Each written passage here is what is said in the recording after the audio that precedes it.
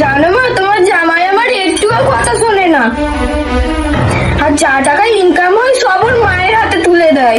ও তাই, দাঁড়া জামাই আসুক বাড়িতে, আমি বুঝিয়ে বলছি। আরে শাশুড়ি মা, কেমন আছেন? ভালো আছেন তো? হ্যাঁ বাবা, ভালো আছি। আচ্ছা আচ্ছা, তা বাড়ির সবাই ভালো আছে তো? হ্যাঁ হ্যাঁ, বাড়ির সবাই ভালো আছে।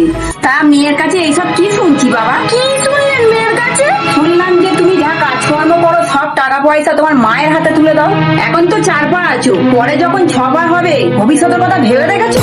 ও এই ব্যাপার, তা আমি শুনলাম শাশুড়ি মা শালা বাবুরা যা ইনকাম করে সব তো আপনার হাতেই তুলে দেয়, তাহলে ওদের ভবিষ্যৎটা কি হবে?